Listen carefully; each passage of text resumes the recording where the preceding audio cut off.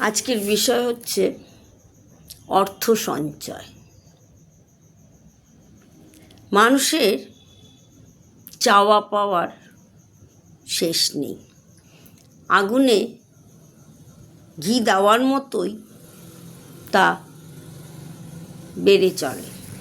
এই পৃথিবীতে নিজের যা আছে তা নিয়ে সন্তুষ্ট নয়, কেবল ধনী হওয়া,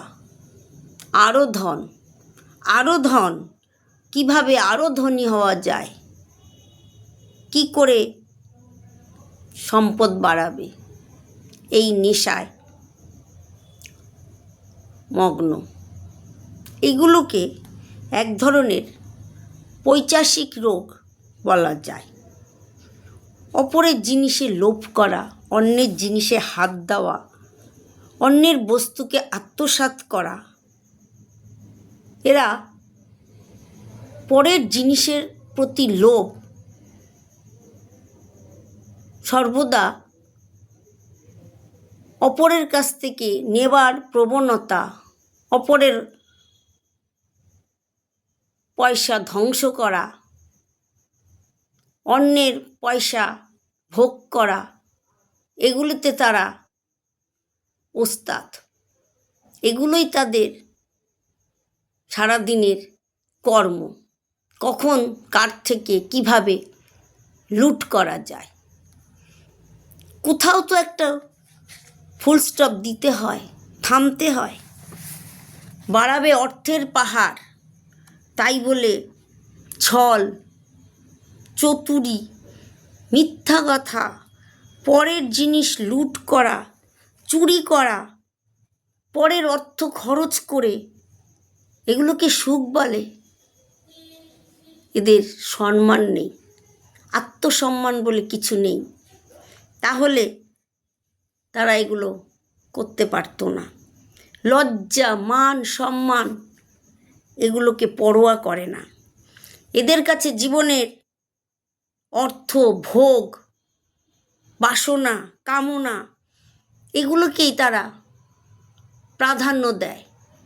শিক্ষার সটুকু তাদের ভেতরে থাকে না। তারা শুধু অর্থের পেছনে ছোটে, কার মাথায় কখন বাড়ি দেওয়া যায়। তাহলে এরূপ কাজ তারা করতে পারে। সম্মানের পরোয়া করে না। ধিক তাদের জীবন, ধিক তাদের খাওয়া পড়া,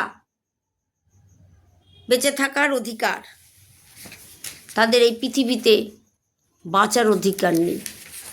যারা ভাই ভাইকে ঠকিয়ে পরদ্রব্যে লোভে জর্জরিত, তাদের এই পৃথিবীতে বেঁচে থাকার অধিকার নেই।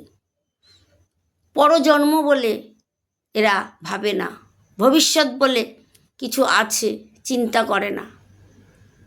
ভগবান সব কর্ম দেখেন, এ জন্মেই তা ভোগ করতে হয়। ভগবান এ জন্মেই দেখান, শুধু সময়ের অপেক্ষা। এরা মাথা তুলে সমাজে দাঁড়াতে পারে না, চোখে চোখ রেখে কথা বলতে পারে না, সমালোচনাকে ভয় করে না। আত্মসম্মান তাদের এতটুকুও থাকে না। নির্লজ্জ, বুক ফুলিয়ে চলে রাস্তায়।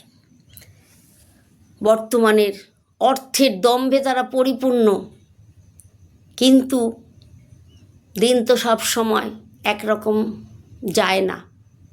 পৃথিবী ঘুরছে, এক জায়গায় স্থির নয়। মানুষের আশীর্বাদের হাত যেমন আছে, তেমন অভিশাপের চোখের জল রক্তবিন্দু হয়ে ঝরে পড়ে তাদের মাথায়। পালিয়ে যাওয়ার পথ পায় না। ঈশ্বর সব বিচার করেন। ঈশ্বর সর্বদা সত্যের পথেই থাকেন। ধন্যবাদ।